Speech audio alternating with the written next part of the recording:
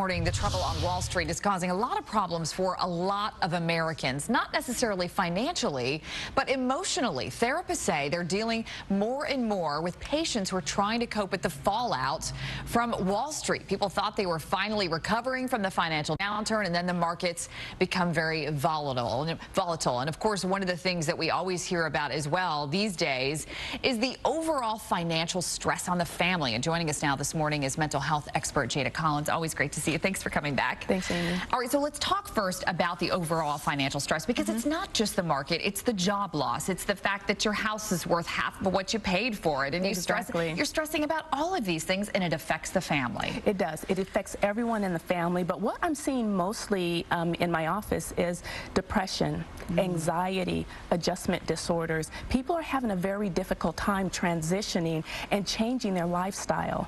We become so accustomed to being able to, hey, you know what, I'm making good money, I can afford to buy what I want, and then all of a sudden there's this big change. Yeah, I need the shoes, right? And then now I can't buy the shoes, and this becomes a problem, although that sounds very simple, but it's really a complex issue.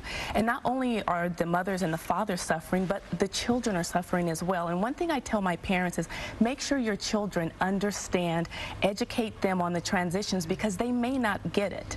And it's really important for them to recognize what's going on and to combine as a unit and work together through these tough times. How do you know when the stress level has gotten so bad in the house that it has come to the point where you need to seek professional help and come see someone like yourself? Well, a lot of times we don't really know. We think, oh, we're just going through moments of sadness. But if sadness and helplessness and hopelessness last for a period of time, there's something wrong.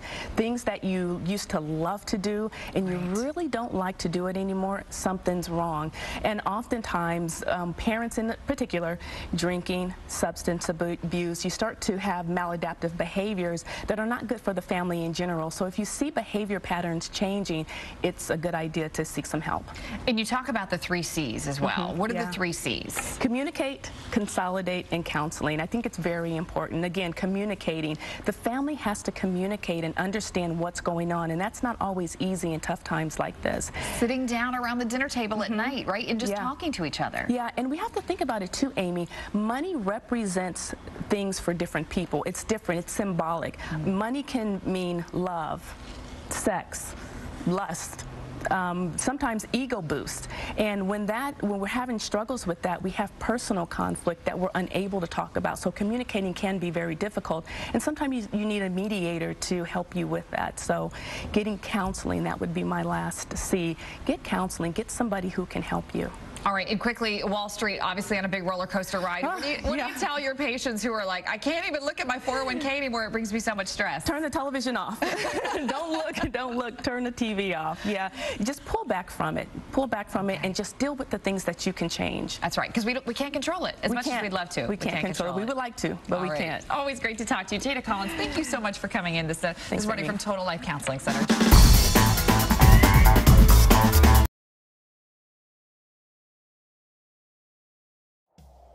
Hello, I'm Jada Jackson, licensed mental health counselor, and I believe that life change begins with a healthy relationship between the counselor and the client. Now, at our private counseling firm, we believe in creating a very safe and protective environment for our clients.